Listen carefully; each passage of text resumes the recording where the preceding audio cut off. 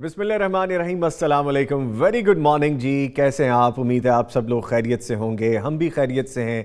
एक positive vibe है, positive energy है। हम आप लोगों के लिए दुआगो हैं, आप हमारे लिए दुआगो रहते हैं। और आपको तो पता है कि सुबह वतन का ये प्रोग्राम अब लाइव है और मज़े की बात यह है कि आप इसमें आज लाइव कॉल्स भी कर सकेंगे। नंबर आप देख सकेंगे डिस्प्ले पे कि जिसमें आप कॉल करेंगे। एक गुजारिश है आपसे कि जब आप कॉल करें तो जो हमारा सेगमेंट होगा, जैसे हम अभी बात कर रहे हैं शरई सवालात के हवाले से, वज़ाइफ के हवाले से, आप इसके बारे में हमें कॉल करके सवाल कर सकते हैं। जो पूछना चाहते हैं वो पूछ सकते हैं। इसके बाद आज हम जिस टॉपिक पे बात करेंगे उसके हवाले से, उस मौजू के हवाले से अगर आप कुछ पूछना चाहते हैं, सवाल करना चाहते हैं, आप तब कर सकते हैं। और आखिर का जो हमारा आज सेगमेंट होगा, जैसे जादू जन्नात के हवाले से है, तो आप उससे मुतल्लिक जो भी सवाल हो आप कॉल करें। तो आपसे गुजारिश ये है कि जो सेगमेंट चल रहा हो उसके लिए सवाल करें, मोस्ट वेलकम। हम कोशिश करेंगे कि आपको जवाब फौरी तौर पे मिल सके। मेरे मौजूद मेहमान जो स्टूडियोज़ में मौजूद हैं, आपको तारुफ़ करवाता चलूँ। कारी अहमद यार हक्कानी साहब मारूफ कारी हैं और बैनुल अक़वामी सतह पर जाने पहचाने जाते हैं। आप इनको बहुत पसंद भी करते हैं, इनके खूबसूरत अंदाज़ और आवाज़ की वजह से, तो इनको वेलकम करते हैं। सर अस्सलाम वालेकुम। खैरियत से हैं सर? अल्हम्दुलिल्लाह, अल्लाह का शुक्र है। वैसे मुझे पता चला कि कुछ गले में आज मामलात ख़राब हैं, तो अल्लाह ताला सेहत याब करे आपको। इनके साथ मौजूद हैं जी हमारे साथ मुफ्ती मौलाना मोहम्मद अजमल भट्टी साहब। इनका तारुफ अब मैं क्या कराऊं, बस दिल करता है नाम लूं और आपको पता चल जाए। खैर फिर भी फॉर्मेलिटी है पूरी करते हैं कि फ़ाज़िल मदीना यूनिवर्सिटी हैं, अरसा दराज से हदीस और शरई इल्म के उस्ताद हैं, PhD स्कॉलर हैं, हमारे मोहसिन हैं, हमारे मुरब्बी हैं जो ख़ास इनके लिए लफ्ज़ है, हाजी साहब हैं, हंसती मुस्कुराती शख्सियत हैं। आपके हमारे सवालात जो होते हैं उनके जवाबात देते हैं। Sir very warm welcome, good morning, अस्सलाम वालेकुम। वालेकुम अस्सलाम व रहमतुल्लाहि व बरकातहू। सर खैरियत से? अल्हम्दुलिल्लाह, अल्हम्दुलिल्लाह रब्बिल आलमीन। माशाल्लाह। लेकिन जी प्रोग्राम का फॉर्मेट आपको बताते हैं। तलावत कुरान करीम से आगाज़ करते हैं, आज का वजीफ़ा बताया जाता है, आपके जो सवालात होते हैं उनके जवाबात शामिल किए जाते हैं। और आज जो हमारा मौज़ू गुफ्तगू रहेगा वह है मुश्तरका ख़ानदानी निज़ाम के फ़वाइद और नुकसानात। फिर हम हम्दोनात शामिल करेंगे और जादू जन्नात के हवाले से आज सेगमेंट है, उसके सवालात जवाबात आप जान सकेंगे। मुश्तरका ख़ानदानी निज़ाम की जब हम बात करते हैं तो इसके बहुत से फ़वाइद भी हैं। वो कहते हैं ना कि जब बड़े घर में हो, बूढ़े घर में हो, हमारे अपने सारे फैमिली के अहलो अयाल, हमारे बहन भाई, हमारे वो लोग जिनके साथ हमने बचपन में आंख खोली हो, हमारे साथ ही बड़े होते हैं। और अगर भाई हैं मुश्तरका ख़ानदानी निज़ाम में, तो फिर आपकी ज़िंदगी में बहुत सारी पॉजिटिव एनर्जीज़ आती हैं। जहाँ पे हम फ़वाइद का जिक्र करते हैं वहाँ पे कुछ नुकसानात भी हैं, जैसे प्राइवेसी के हवाले से है, जैसे घर में रहना, ख़ानदानी निज़ाम में फिर कुछ फाइनेंशियल इश्यूज़ भी आते हैं, कुछ छोटी मोटी चीज़ें भी चलती रहती हैं। तो ये दोनों प्लस माइनस आज हम जिक्र करेंगे दो तरह के ख़ानदानी निज़ाम के हवाले से। जैसे एक न्यूक्लियर फैमिली सिस्टम होता है जिसको हम कहते हैं कि इमीडिएट फैमिली जो है, जैसे सेपरेट फैमिली सिस्टम, अलग-अलग लोग जो रहते हैं, और एक जिसे हम कहते हैं जॉइंट फैमिली सिस्टम, जिसमें सब मुश्तरका इकट्ठे रहते हैं। इन दोनों पे गुफ्तगू करेंगे। लेकिन अभी चलते हैं कारी साहब की जानिब और कारी साहब से गुजारिश करते हैं कि तलावत कुरान करीम से आगाज़ कीजिए, फिर आगे बढ़ते हैं। अऊज़ु बिल्लाहि मिनश शैतानिर रजीम। बिस्मिल्लाहिर रहमानिर रहीम। या अय्युहल मुज़्ज़म्मिल क़ुमिल लैला इल्ला क़लीलन निस्फ़हु अव इंक़ुस मिन्हु क़लीला औ ज़िद अलैहि वरत्तिलिल क़ुरआन तर्तीला। इन्ना सनुल्क़ी अलैका क़ौलन सक़ीला।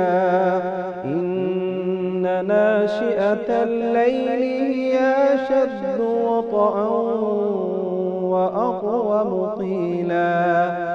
इन्न لك في النهار سبحا طويلا واذكر اسم ربك وتبتل إليه تبتيلا رب المشرق والمغرب لا إله إلا هو فاتخذه وكيلا واصبر على ما يقولون واهجرهم هجرا جميلا وذرني والمكذبين أولي النعمة ومهلهم قليلا إن لدينا أنكالا وجحيما وطعاما ذا غصة وعذابا أليما يوم ترجف الأرض والجبال وكانت الجبال كثيبا مهيلا إنا أرسلنا إليكم رسولا شاهدا عليكم كما أرسلنا إلى فرعون رسولا صدق الله العظيم माशाअल्लाह सुभान अल्लाह जज़ाकल्लाह कारी साहब, अल्लाह ताला आपको जज़ाए खैर अता फरमाए। एक खूबसूरत अंदाज़, और आज भी मुझे ऐसी लगा जैसे इल्तिजा की जा रही है अल्लाह ताला से, बात की जा रही है, अपनी बात मनवाई जा रही है, सुनाई जा रही है, और ऐसे जैसे आप कोई रिक्वेस्ट कर रहे हैं, ऐसा अंदाज़ था। अल्लाह ताला आपको जज़ाए खैर अता फरमाए। बड़ी साहब क्या खूबसूरत अंदाज़ है माशाअल्लाह माशाअल्लाह। और आज कारी साहब थोड़ा परेशान भी थे कि गला मेरा ठीक नहीं है, तो निज़ामी साहब ज़रा हाथ हौला रखें। लेकिन अल्लाह ताला की बरकत देख लें, बरकत उसकी रहमत देख लें। सुभान अल्लाह सुभान अल्लाह। माशाअल्लाह। सूरह मुज़म्मिल की तिलावत फरमाई कारी साहब ने, तो भट्टी साहब खुलासा थोड़ा सा बयान कीजिए, फिर वज़ाइफ की तरफ। बिस्मिल्लाहिर्रहमानिर्रहीम अल्हम्दुलिल्लाहि रब्बिल आलमीन वस्सलातु वस्सलामु अला अशरफिल अंबिया वल मुरसलीन अम्मा बाद। निज़ामी साहब, इस सूरत की इब्तिदा ही अर्श वाले ने अपने मुस्तफ़ात के साथ अपनी मोहब्बत का इजहार, अपनी रहमत का इजहार, अपनी शफ़क़त का इजहार बड़े लाडले अल्फाज से कहा, या अय्युहल मुज़्ज़म्मिल, ऐ चादर ओढ़ कर लेटने वाले, थोड़ा सा रात को उठ के मेरे साथ भी बातें कर लिया कर। सुभान अल्लाह, जिसको हम तहज्जुद कहते हैं ना जी, वो असल में अपने मालिक के साथ राज़ो न्याज की बातें करने का नाम है। सुभान अल्लाह। तो अर्श वाले ने अपने महबूब को, अपने मुस्तफ़ा को ये तरगीब दिलाई कि आप रात को आराम भी करें, ठीक है, लेकिन मेरे साथ बातें भी किया करें। और फिर उन बातों को फ़ायदा ये बताया अल्लाह कि ये जो मुशरिकीन, ये जो नॉन बिलीवर्स आपको मान नहीं रहे और आपको बड़ी दिली तकलीफ़ होती है, आपके लाए हुए कुरान मजीद को, फुरकान हमीद को नहीं मान रहे, और जब उसको जुटलाते हैं तो आपको बहुत रंज पहुंचता है, तो मेरे साथ बातें करें, वो रंज भी दूर हो जाएगा, वो तसल्लियाँ मिलेंगी, वो सुकून मिलेगा जो दिन में नहीं मिलता। दिन में बड़ी मशगूलियात हैं, बड़ी मसरूफियात हैं, बड़े मुश्किल काम आपने करने हैं, तो रात को थोड़ा आराम करके फिर मेरे पास आ जाया करें। तो ये जो आपको जुटलाने वाले हैं, इनके लिए मैंने एक वक्त भी रखा हुआ है और इनके लिए बहुत कुछ तैयार भी करके रखा हुआ। इनकी आप फ़िक्र छोड़ दें, ये अब हमारे पास आएंगे तो इनको लग पता जाएगा। तो गोया ये सूरत जो है, अल्लाह रब्बुल इज़्ज़त ने अपने महबूब को अपने पास बुलाने, अपने साथ बातें करने की तरगीब दिलाई है, और साथ आपके दुश्मनों को जो सख्त सज़ाएँ देनी हैं उनका ऐलान भी कर दिया कि आप इनकी फ़िक्र ना करें, हम निपट लेंगे। तो ये तसल्लियों पर मबनी एक सूरत है, ये दिलासे पर मबनी सूरत है, ये अल्लाह के नबी के लिए रहमतों भरी सूरत है कि मेरे महबूब तू इनको छोड़, तू मेरे पास आ, मेरे साथ बातें कर। बड़ी साहब कितना खूबसूरत, सल्लल्लाहु अलैहि वसल्लम, कितना खूबसूरत जुमला आपने बोला कि रब अपने बंदे से कह रहे हैं कि आ मुझसे अब जरा बातें भी कर ले आज। माशाअल्लाह, जो कुछ लेना है तो मेरे से ले लेना। माशाअल्लाह माशाअल्लाह। ठीक है सर, आज का वजीफ़ा बयान कीजिए, फिर आगे बढ़ते हैं। जी निज़ामी भाई, हमने अर्ज़ की थी पिछले एक प्रोग्राम में भी कि इस्लाम एक ऐसा निज़ाम है कि जो मुआशरे को बेहतरीन इंसान पैदा करके देता है। ایسے انسان جو دوسرے کے دکھ سکھ میں شریک ہیں، جو دوسروں کی تکلیفوں کو سمجھنے والے ہیں، جو دوسروں کا ساتھ دینے والے ہیں۔ تو آج کا وظیفہ بھی یہی ہے کہ معاشرے کو کس طرح ہم بہترین بنا سکتے ہیں، ایسا معاشرہ کہ اگر ایک انسان لاکھوں میل دور بیٹھا تھوڑا سا رنج پہنچتا ہے، تکلیف پہنچتی ہے، تو دل ادھر تڑپتے ہونے چاہیے۔ اللہ اکبر، اللہ اکبر۔ کانٹا کہیں کو چبھتا ہے، کہیں دور چبھتا ہے، لیکن چبھن جو محسوس کرے تو وہ ہر مسلمان کے دل میں ہو۔ اللہ اکبر۔ ایسا نظام دیا ہے رحمت عالم صلی اللہ علیہ وسلم نے، عرش والے اللہ نے۔ تو اس نظام کو چلانے کے لیے جو تعلیمات دی، ان میں سے ایک تعلیم یہ ہے کہ معاشرے میں کچھ وہ لوگ بھی ہیں جو محروم ہو جاتے ہیں، اللہ رب العزت ان کو کچھ نعمتیں دے کے واپس لے لیتا ہے، تو اب وہ جو ہیں وہ مسلم معاشرے کی توجہ کا مرکز بننے چاہیے۔ ہر وہ شخص جس کے پاس اللہ نے نعمتیں دی ہوئی ہیں، وہ اب ان نعمتوں سے محروم شخص پر سایہ بن کے کھڑا ہو جائے، اور وہ ہیں یتیم، مسکین، فقیر، بیوہ خاتون۔ تو ان کو یہ احساس نہ ہو اسلامی معاشرے میں رہتے ہوئے کہ ہم سے فلاں نعمت چھن گئی تھی اس لیے ہم ان محرومیوں کا شکار ہیں، اللہ اکبر۔ بلکہ ان کو ان کے گھر میں بیٹھے ہوئے ساری نعمتیں پہنچاؤ جو تمہارے پاس اللہ نے دی ہوئی ہیں۔ تو پھر ان احساس کرنے والوں کو کیا ملے گا؟ جو یہ بیوہ، مسکین، فقیر کی مدد کر رہے ہیں، اپنی نعمتوں میں سے ان کو حصہ دے رہے ہیں، تو ان کو کیا ملے گا؟ تو آمنہ کے لال صلی اللہ علیہ وسلم فرماتے ہیں الساعی علی الارملۃ والمسکین کالمجاہد فی سبیل اللہ۔ وہ شخص جو بیوہ خاتون اور اس کے یتیم بچوں کی دیکھ بھال کر رہا ہے، ان کی ضروریات ان تک پہنچا رہا ہے، ان کے ساتھ محبت اور شفقت کا اظہار کر رہا ہے، یہ تو اللہ کی راہ میں جہاد کرنے والے مجاہد جیسا ہے۔ اللہ اکبر، اللہ۔ یا فرمایا اول قائم اللیل والصائم النہار، یا اس روزے دار کی طرح ہے جس نے سارا دن روزہ رکھا ہے اور رات بھر وہ تہجد پڑھتا ہے۔ تو جتنا ثواب ان کو مل رہا ہے رات بھر تہجد پڑھنے والے کو اور دن بھر نفلی روزے رکھنے والے کو، تو ان یتیم، مسکین اور بیوہ خاتون اور بچوں کا خیال رکھنے والوں کو اس جیسا ثواب مل رہا ہے۔ تو یہ ترغیب کیوں دلائی ہے؟ تاکہ معاشرے میں محرومیوں کا احساس کم سے کم ہو، اور یہ جو بچے ہیں یہ بہترین طریقے سے پرورش پائیں اور یہ مسلم معاشرے کا بہترین حصہ بنے۔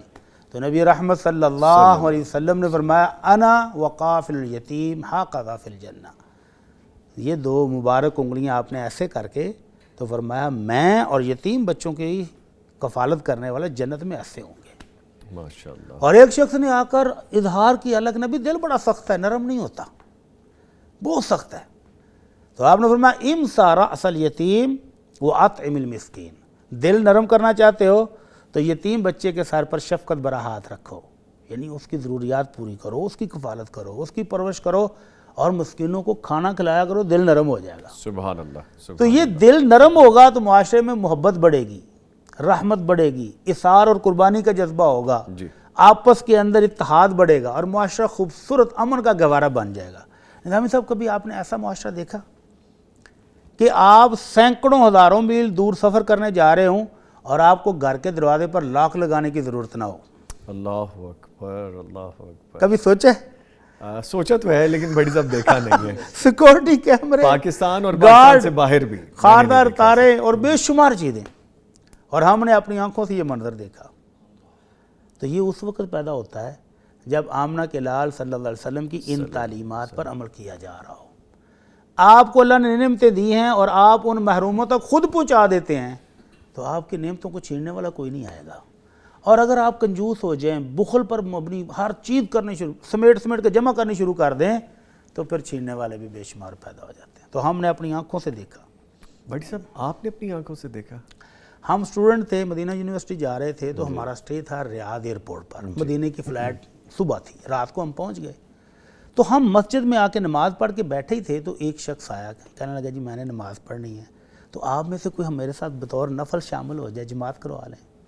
نماز پڑھ لی، پھر وہ پوچھنے لگا کہاں جا رہے ہیں؟ ہم نے کہا ہم اسٹوڈنٹ ہیں اور ہماری صبح فلائٹ ہے، تو ہم نے مدینہ جانا ہے۔ کہتا ماشاءاللہ مدینہ یونیورسٹی کے طالب علم ہیں، میں تو دبئی جا رہا تھا اپنے بزنس ٹور پر، لیکن اب میں چاہتا ہوں کہ آپ ایک دن مجھے میزبانی کا شرف دیں، میرے ساتھ چلیں۔ اس نے گاڑیاں منگوائیں، ہم 10-12 تھے، سب کو گاڑیوں میں بٹھایا، گھر گئے، دھکا لگایا، دروازہ کھلا ہے۔ ریاض میں؟ ریاض میں، اچھا۔ شہر میں ایک محلے میں جب ہم پہنچے، دروازے کو ہاتھ لگایا، دروازہ کھلا ہے۔ اندر گئے اندر بھی کھلا ہے. ہم نے کہا کہ میزبان صاحب آپ تو جا رہے تھے سفر پر, تو یہ سارا کچھ کھلا چھوڑ گئے, گھر نعمتوں سے بھرا ہوا ہے. تو اس نے بڑا خوبصورت جملہ بولا, کہتا ہے یہاں سارے مسلمان کے بھائی رہتے ہیں, کوئی دشمن نہیں رہتا ہے. ماشاءاللہ بغیر لاکھ لگائے گھر کو جا رہا تھا. ماشاءاللہ. تو ایسا معاشرہ پیدا کرنے کے لیے آمنہ کے لال صلی اللہ علیہ وسلم نے یہ تعلیمات دی ہیں کہ مسکین کو, بیوہ کو, فقیر کو اس کی ضروریات اس کے گھر تک پہنچا دو. وہ آپ سے ایسی محبت کرے گا, ایسی خالص محبت کرے گا کہ آپ لاکھوں کروڑوں خرچ کر کے بھی ایسی محبت نہیں پا سکتے. بھٹی صاحب, اب چونکہ یہ سیکھ ہے نا, سمجھنے کا, تربیت کا عمل ہے, تو میں یقیناً اپنے بھی ایکسپیرینسز شیئر کرنا چاہوں گا. یہ کتنے سال پرانی بات آپ بتا رہے ہیں؟ یہ 96-97 کی. اچھا, کافی پرانی بات ہے, لیکن معاشرہ تو آج بھی وہی ہے. میں کچھ سال پہلے آپ کا بتاؤں کہ میرا بھی جانا ہوا تو میں کچھ عرصے کے لیے وہاں مقیم رہا, ریاض میں, سلیمانیہ میں. لیکن آپ یقین کیجئے قاری صاحب, بھٹی صاحب, کہ میں تو اپنے اپارٹمنٹ کو لاک کر کے جاتا تھا. وہ بھی حالانکہ مسلم ایریا ہی تھا.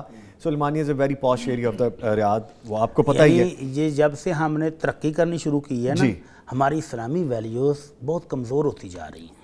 آپ بجا کہہ رہے ہیں کہ ہمیں اسی چیز کو دوبارہ پکڑنا ہوگا جس کی تربیت ہمیں ملی ہے. جس دور کی بات میں نے سنائی, اس دور میں پاکستان میں بھی خاردار تاریں گھروں کے اوپر نہیں تھیں, سیکورٹی کیمرے بھی نہیں تھے, بار گارڈ بھی نہیں تھے.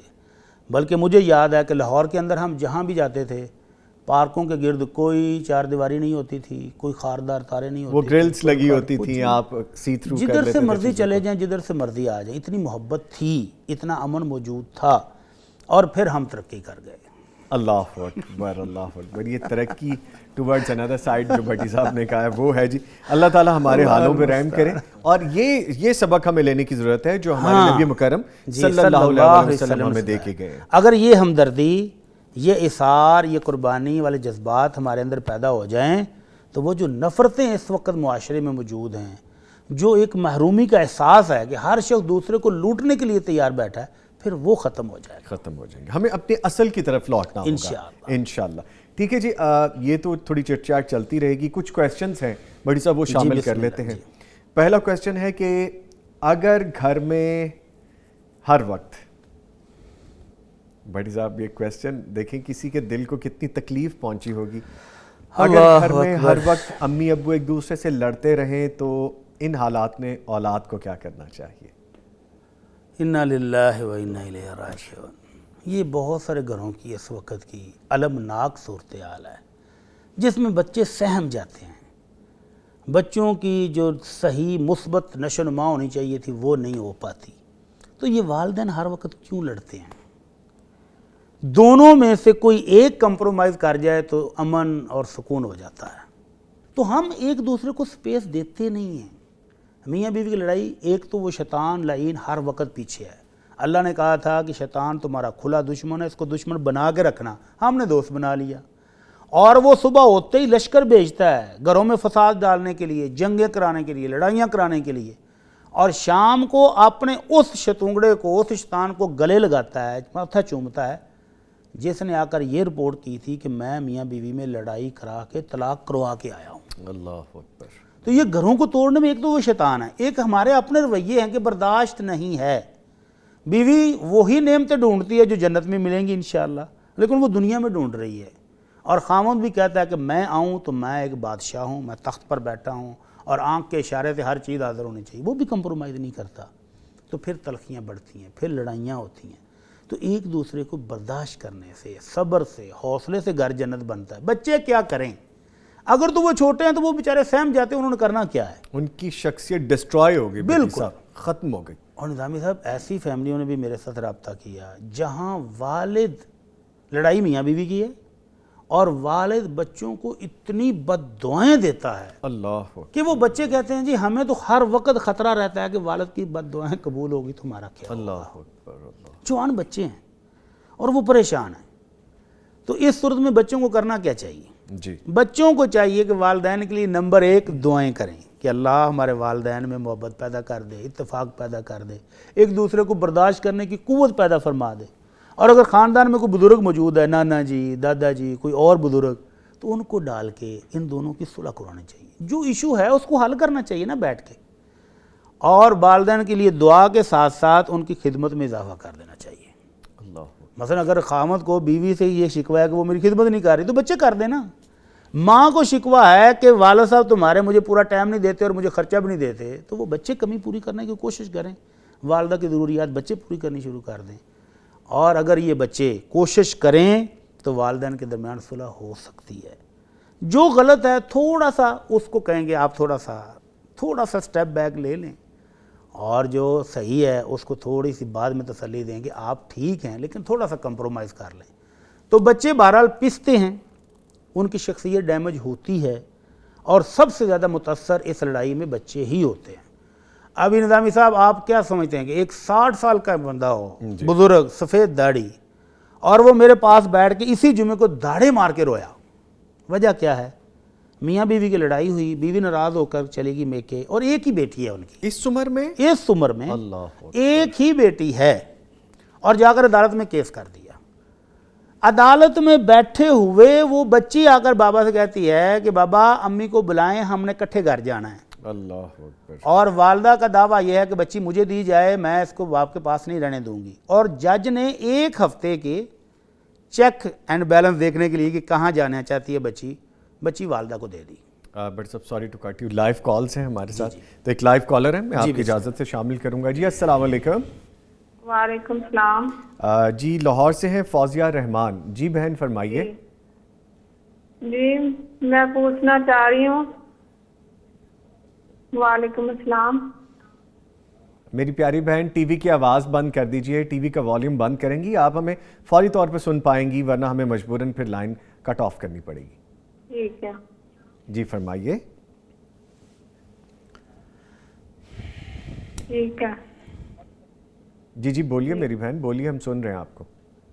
میں آپ مولوی صاحب سے پوچھنا چاہ رہی تھی کہ میں نا 9 ماہ سے بیمار ہوں. جی.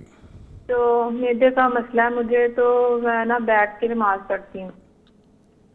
تو جو یہ موڑے پہ بیٹھ کے نماز پڑھنا یہ میرے لیے جائز ہے, یا جب سجدے میں جاتے ہیں تو ہاتھ آگے بڑھانے ہیں یا نہیں بڑھانے؟ اور اس کے علاوہ یہ ہے کہ میں بہت بیمار ہوں, 9 ماہ سے علاج کروا رہی ہوں, تو مجھے آرام نہیں آ رہا. تو ٹیسٹ بھی میرے ٹھیک آتے ہیں, میدے میں زخم ہے, تو مجھے کوئی اس کا وظیفہ بتائیں. اور دوسری بات یہ ہے کہ میرے 2 دیور جیٹھ 3 ہیں, وہ ایک تو ہے معذور ہے اور 2 جو ہیں وہ ذہنی مریض ہیں, اور میرے شوہر سب سے چھوٹے ہیں, سارا گھر کا خرچہ ان کے اوپر ہے. اللہ تو وہ بہت زیادہ بولتے ہیں, بہت زیادہ لڑتے ہیں, اور سارا غصہ میرے پہ اتارتے ہیں. اپنی ماں سے بھی بدتمیزی کرتے ہیں, میرے ساتھ بھی کرتے ہیں, اور میرا ایک بیٹا ہے. تو ہم بہت پریشان ہیں. اللہ تعالیٰ جی آپ کی پریشانیاں آسان فرمائے, اللہ تعالیٰ آپ کو ان پریشانیوں سے نجات عطا فرمائے. پہلا مسئلہ تو بہن نے پوچھا کہ بیٹھ کے نماز کیسے پڑھنی ہے. تو تہجد کا پوچھنا تھا میں نے کہ تہجد کی نماز جو ہے کہ وہ میں بیمار رہتی ہوں نا, تو میں اگر ویسے ہی پڑھ لوں کہ کچھ عرصے کے لیے پڑھ لوں تو یا چھوڑ دیں یا پڑھتے رہنا چاہیے, یا ہمیں اپنے جب تک میں بیمار ہوں تب تک پڑھ لوں, اگر شروع کریں تو چھوڑ دیں, یا جب دل کرے پڑھ سکتے ہیں. ٹھیک ہے میری بہن, بہت شکریہ آپ کے کال کرنے کا. کافی زیادہ سوالات ہیں, بڑی صاحب تھوڑا کر کے جواب دے دیجیے. پہلا سوال تھا کہ بیٹھ کے نماز پڑھنا بیمار آدمی کے لیے جو زمین پر نہیں بیٹھ سکتا, زمین پر سجدہ نہیں کر سکتا, شریعت نے اجازت دی ہے. پڑھیں گے کیسے کہ دونوں ہاتھ اس طرح رکھیں, اور رکوع کے لیے سر کو تھوڑا سا جھکائیں, اور رکوع کی تسبیحات پڑھ کے اٹھ جائیں. اور سجدے کے لیے عموماً ہمارے ہاں لوگ ہاتھ ایسے کر لیتے ہیں, یہ نہیں کرنا, ہاتھ یہیں رکھیں گے, البتہ سر کو پہلے سے زیادہ جھکائیں گے تو یہ سجدہ ہو جائے گا. ٹھیک ہے. تو اس طرح سے یہ بیٹھ کے نماز پڑھ سکتی ہیں, بشرطے کہ یہ زمین پر نہ بیٹھ سکتی ہوں اور سجدہ زمین پر نہ کر سکتی. وہ کہتی ہیں کہ میں موڑے. اگر مسئلہ اتنا ہی ہے کہ وہ قیام نہیں کر سکتی تو وہ اس طرح صوفے پر سیٹ پر بیٹھ کے قیام کر لیں, رکوع کر لیں, اور سجدے کی وقت اگر سجدہ زمین پر ہو سکتا ہے تو پھر سجدہ زمین پر ہی کریں. ٹھیک ہے. دوسرا سوال انہوں نے کہا جی تہجد واجب نہیں ہے, تہجد تو آپ کے شوق پر ہے, اپنے رب کو راضی کرنے کے لیے, زیادہ نہیں 2 نفل پڑھ لیں, اور اگر بیماری کی وجہ سے کبھی نہ پڑھی جائے تو کوئی گناہ نہیں ہے, جب چاہیں پڑھ لیں, جب نہ پڑھی جا سکے چھوڑ دیں. اور تیسرا سوال ان کا تھا کہ خامد ہر وقت غصے میں رہتا, وہ بیچارہ ٹینشنوں کا شکار ہے, اکیلا ہے, 2 بیمار بھائی ہیں, بچے ہیں سب, تو اللہ تعالیٰ سے دعا ہی کر سکتے ہیں. یہ بہن تہجد پڑھتی ہیں تو تہجد میں ان کے لیے دعا کریں کہ اللہ تعالیٰ ان کی خاص مدد فرمائے اور ان مسائل سے ان کو نجات عطا فرمائے. خاص کوئی پرٹیکولر دعا جو آپ بتانا اور وہ چاہیں؟ جو بھائی بیمار ہیں ان کا علاج کروانا چاہیے، اور دل کی تسلی کے لیے لا حول ولا قوت الا باللہ. اور وہ جو پچھلے پروگرام میں ہم نے بتائی تھی دعا پریشانی کی، اللہ اللہ ربی لا اشرک بہ شیئا. تو اس سے دل کو سکون ملے گا، اطمینان ملے گا. اور جو بیمار ہیں ان کا تو علاج کروانا چاہیے، اللہ کے نبی نے علاج کروانے کا باقاعدہ حکم دیا ہے. ٹھیک ہے. اور اگر ان کو واقعی تو ان کو کوئی جنات وغیرہ کا اثر ہے تو ہمارے وہ جو بھائی جادو جنات والے سیگمنٹ آ رہا ہے جی آج بھی سیگمنٹ ہے، تو ان سے رابطہ کر لیں. کر سکتے ہیں. ٹھیک ہے بٹ صاحب کنٹینیو کیجئے. جی تو وہ والد، بوڑھا والد رو پڑا، کہتا ہے عدالت میں میری بچی کہتی ہے بابا ماما سے بتائیں، ماما کو منائیں اور کٹھے گھر چلتے ہیں. کہتا میں بچی کی خاطر جھک گیا، بیگم سے جا کر کہا کہ یہ عدالت ہمیں تقسیم کر دے گی، چلو گھر چلتے ہیں. کہتے نہیں تیرے ساتھ نہیں جاؤں گی. تو اب وہ بچی عدالت نے دے دی ہے ماں کو، حالانکہ بچی جج کو روتی رہی کہ میں نے بابا کے ساتھ جانا ہے. اب یہ دیکھ لیں اس عمر میں آ کر، بچی کی عمر 8-10 سال ہے، اور دونوں بلک رہے ہیں، دونوں رو رہے ہیں اور بچی الگ رو رہی ہے. اللہ اکبر اللہ. تو میں نے عرض کی کہ والدین کی لڑائی میں ہمیشہ سب سے زیادہ متاثر بچے ہوتے ہیں. تو ان بچوں کی خاطر ہی دونوں میں سے کوئی ایک اپنی ضد چھوڑ دے، انا چھوڑ دے، کمپرومائز کر لے، حالات جیسے بھی ہوں بچوں کی خاطر ہی صحیح. تو بہرحال والدین کو بھی سوچنا چاہیے کہ اگر بچے یہ سوچ رہے ہیں کہ ہمارے والدین لڑتے ہیں تو والدین کو نہیں سوچنا چاہیے کہ اب ہمارے بچے یہ محسوس کر رہے ہیں. بڑی صاحب مجھے یاد آ گیا ایک واقعہ. ہم بہت سارے لوگ ہوتے ہیں آپ کے عزیز و کارم میں جاننے والوں میں، ایک فیملی میں ایسی بھی جانتا ہوں کہ والد اپنی زوجہ کو خونی تشدد کرتے تھے، اور اس طرح کا تشدد کہ ذہنی طور پہ، جسمانی طور پہ اور سائیکلوجیکلی ہر طرح سے ڈسٹرب کرنا. اب وہ بچے جب بڑے ہوئے تو ان کے ذہن میں وہی نقش تھے، تو باپ کی عزت کہاں سے ہوگی؟ سوری نہیں ہو سکتا، نہیں ہوگی. اب وہی عورت اپنے شوہر کا پیار محبت اور احترام والا سلسلہ کیسے رکھے گی؟ بہت مشکل ہے، تو بچے بھی ڈسٹرائے ہو گئے. بہت مشکل ہے. اس شخص نے اپنا سب کچھ اپنے ہاتھوں برباد کیا ہے. اللہ تعالیٰ رحم فرما دے. اللہ اکبر. اچھا سر آگے ایک اور کویسچن ہے، وہ کرتے ہیں. ایک شخص کی 120 مرلے زمین ہے، اس کی اولاد نہیں ہے، اس نے اپنے بھتیجے کو گود لیا اور میاں بیوی کی رضامندی سے 120 مرلے میں سے 5 مرلے اس بچے کو گفٹ کر کے اس کے نام کروا دیے. اسی اثنا میں وہ شخص ایک اور شادی کرتا ہے اور اس بیوی سے اللہ تعالیٰ اسے ایک بیٹا عطا کرتا ہے. دوسری بیوی کے پریشر میں آ کر یہ شخص اپنے منہ بولے بیٹے سے 5 مرلے واپس لے لیتا ہے. اب یہ شخص فوت ہو گیا تو منہ بولے بیٹے نے اس کے حقیقی بیٹے پر کیس کر دیا کہ اسے 5 مرلے واپس دیے جائیں. سوال یہ ہے کہ کیا باپ کا اپنے منہ بولے بیٹے سے یہ گفٹ واپس لینا جائز تھا، اور کیا اب اس منہ بولے بیٹے کا اس شخص کے حقیقی بیٹے کے خلاف عدالت جانا درست ہے؟ بات تو بڑی واضح ہے لیکن پھر بھی آپ رہنمائی فرما دیجیے پلیز. پہلے تو یہ دیکھیں کہ اس شخص نے بھتیجا گود لیا، بیٹا بنا کے رکھا، محبت اور شفقت دی، تو 120 مرلے میں سے 5 مرلے کیا حیثیت رکھتا ہے؟ معمولی سی چیز اس کو دی، اور پھر دوسری بیوی کے پریشر میں آ کر واپس بھی لے لی. پہلے اس بچے کے نام رجسٹریشن وغیرہ کروائی، اب واپس لیتے وقت پتہ نہیں وہ رجسٹریشن کینسل کروائی ہے یا کیا کیا ہے، لیگل پروسیجر کیا گیا ہے کہ نہیں کیا. اگر تو انہوں نے لیگل پروسیس کر کے تو یہ ساری چیزیں واپس لے لی ہیں تو یہ بھی زیادتی کی ہے. نبی کریم صلی اللہ علیہ وسلم کے دور میں سیدنا عمر رضی اللہ تعالیٰ عنہ نے ایک بہت خوبصورت مہنگا گھوڑا ایک شخص کو گفٹ میں دیا، اور وہ اس کی حفاظت نہیں کر سکا، دیکھ بھال نہیں کر سکا، اور وہ کمزور جب لاغر ہو گیا تو بازار میں بیچنے لگ گیا. سیدنا عمر نے دیکھا تو بڑا افسوس ہوا کہ یار اتنا شاندار گھوڑا میں نے اس کو دیا تھا اور یہ کیا کر دیا اس نے، اور اب یہ بیچ جو رہا ہے تو یہ تو ظاہر ہے 2 ٹکے میں بیچے گا. تو نبی علیہ الصلوۃ والسلام سے آ کر مشورہ کیا، اللہ کے نبی میرا گھوڑا بڑا شاندار تھا اور اس نے اس کو بیمار مریل کر کے اب بیچ رہا ہے، تو بیچنا بھی یہ بڑا سستا سا مل جائے گا. تو آپ نے فرمایا اگر 1 درہم میں بھی ملے تو تم نہیں لینا. اچھا نہ لینا، تم نہیں خریدنا، اچھا تم نے گفٹ کیا تھا. اور آپ نے فرمایا العائد فی ہبتہ کالکلب یعود فی قیہ. بہت بری مثال دے کر آپ نے نفرت دلائی اس عمل سے کہ گفٹ کر کے واپس لینے والا تو ایسا ہے جیسے کتا پہلے پیٹ بھر کے کھاتا ہے، پھر کیا کرتا ہے اور پھر دوبارہ اسی کیا کو چاٹنے لگ جاتا ہے. تو یہ نہایت بری مثال دے کے آپ نے اس عمل سے نفرت دلائی کہ گفٹ دے کے واپس نہیں لو. تو اس شخص نے اگر یہ اس کا حقیقی والد ہوتا اور دوسری اولاد میں عدل کرنے کے لیے اپنے بیٹے سے وہ زمین واپس لیتا تو جائز تھا. والد اپنی اولاد کو دیا ہوا گفٹ واپس لے سکتا ہے، لیکن یہ والد نہیں تھا، یہ تو منہ بولا بیٹا تھا, اس کو جو گفٹ دے دیا تھا یہ واپس نہیں لینا چاہیے تھا, یہ انہوں نے غلط کیا ہے. لیکن اگر انہوں نے وہ پروسیس کر کے سارا تو واپس لے لیا ہے, تو اب یہ منہ بولا بیٹا کس بیس پر جا کر کیس کرے گا؟ اب اس کا کیس بنتا ہی نہیں ہے. وہ جس نے بیٹا بنایا تھا گویا کہ اس نے ہی کہا کہ تو میرا بیٹا نہیں, بیٹا تو میرا وہی ہے جو اصلی ہے, اور حقیقت بھی یہ ہے, وہ کیس بنتا نہیں ہے. جی. اس والد کی یعنی چچا کی وراثت میں سے اس منہ بولے بیٹے کے لیے کچھ نہیں ہے. اپنی زندگی میں جو اس نے دیا تھا وہ بھی اس نے واپس لے لیا ہے, تو اب اس کا کیس نہیں بنتا, تو نہیں کرنا چاہیے. اور اگر کر دیا تو پھر عدالت خود ہی دیکھ لے گی. لیگل پروسیڈنگز میں پھر جائیں آپ, ٹھیک ہے. اچھا سر, آگے ہے کہ لڑکی والوں نے لڑکے سے طلاق کا مطالبہ کیا. شوہر دبئی میں مقیم ہے, اس نے وہاں سے کاغذات سائن کر کے بھیج دیے.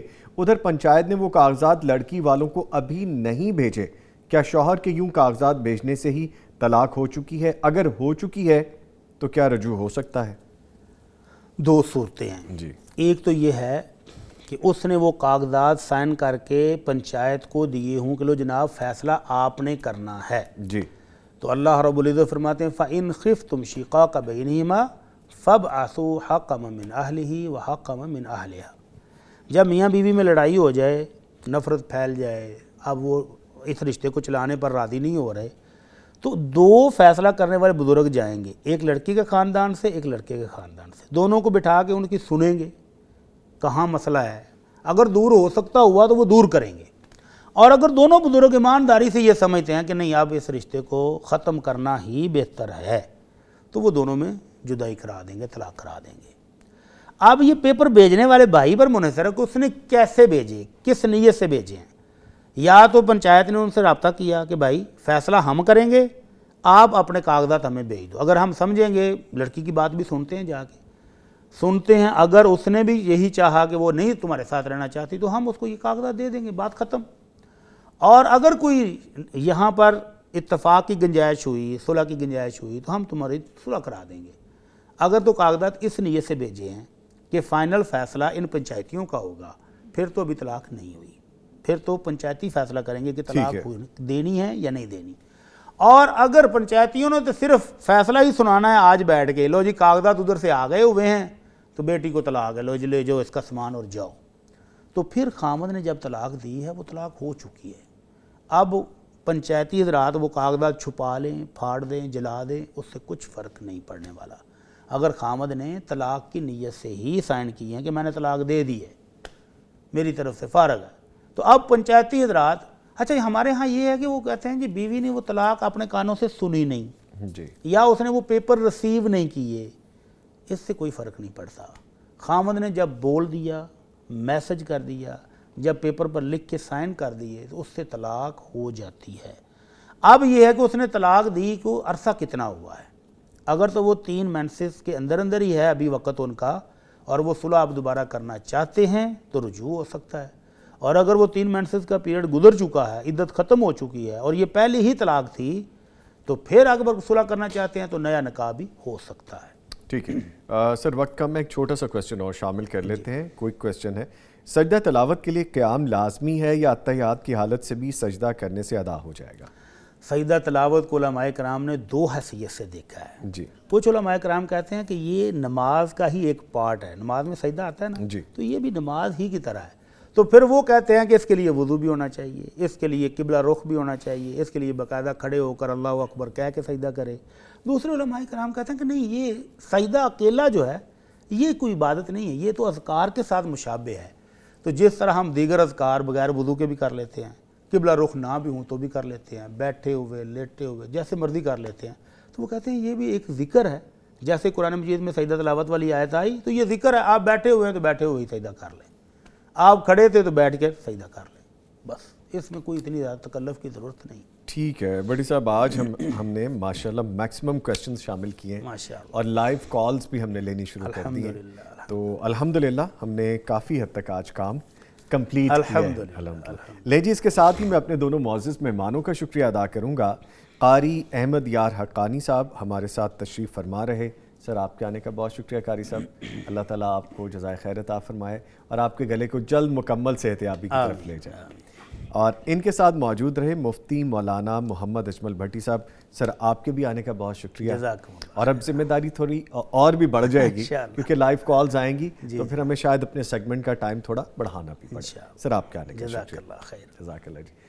لے جی پروگرام ابھی جاری ہے. یہ سیگمنٹ اپنے اختتام کو پہنچا. ابھی ایک بریک کے بعد دوبارہ آئیں گے اور پھر ہم بات کریں گے مشترکہ خاندانی نظام کے فوائد اور نقصانات کے حوالے سے. آپ اگر کال کرنا چاہتے ہیں, اس سیگمنٹ میں شامل ہونا چاہتے ہیں, ہمیں کال کیجئے اور اس سے متعلق سوالات اور جوابات بھی ہو سکتے ہیں. ملتے ہیں ایک چھوٹے سے بریک کے بعد, ہمارے ساتھ رہیے گا.